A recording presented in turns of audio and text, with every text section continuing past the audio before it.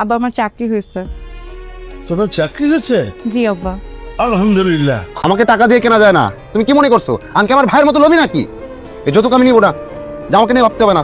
শ্রমিকের ব্যবসার জন্য মেহেরিন তার বাপের বাড়ি থেকে যৌতুকের টাকা এনেছে, কিন্তু শ্রমিক সাপ সাপ জানিতে সে তার ভাইয়ের মতো লুবি নয়, সে এই টাকা নিবে না। বড় লোকের মেয়ে, কারেন্ট চলে গেছে, বেচারি গরমে ঘামতেছে। একটা জেনারেটর কিনে নেবেন, কালকে সারা রাত কারেন্ট ছিল না, আপনি কিভাবে ঘুমান? এদিকে সারা রাত কারেন্ট না থাকার কারণে তার শ্বশুর শাশুড়ি অনেক চিন্তা করতেছে, কেননা বড় লোকের আদরে মেয়ে থাকতে পারবে গরমে, তাই সকালে জেনারেটর কেনার জন্য টাকা দিয়ে দেয়। তো এটা আমাদের গল্পে 20 নম্বর এপিসোডটি ইতিমধ্যে আপলোড হয়ে গেছে।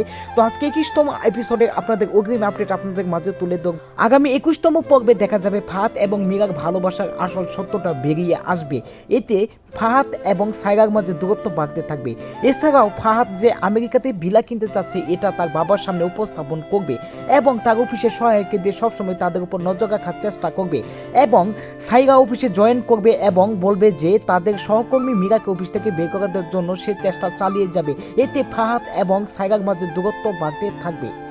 এদিকে নতুন বিজনেসের জন্য শ্রমিক তার ফুপার সাথে আলাপ করতে থাকবে, কেননা তাকে তো এভাবে আর বসে থাকতে চলবে না, তাকে তো ব্যবসা বাণিজ্য কোনো কিছু করতে হবে। তাই তার ফুপার সাথে তিনি কোনো বিজনেস নিয়ে আলাপ করতে থাকবেন এবং ভবিষ্যৎ চিন্তা ভাবনা নিয়ে অনেক কথাবার্তা হবে।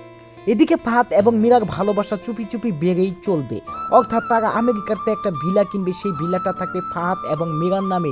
এই লুপ দেখিয়ে অফিসের কলিগের সাথে প্রেম করছে এই ফাহাদ, কিন্তু এই সম্পূর্ণ খবরটা সায়রা জেনে যাবে, কেননা সায়রা মীরাকে বলবে আমার 3টা চোখ।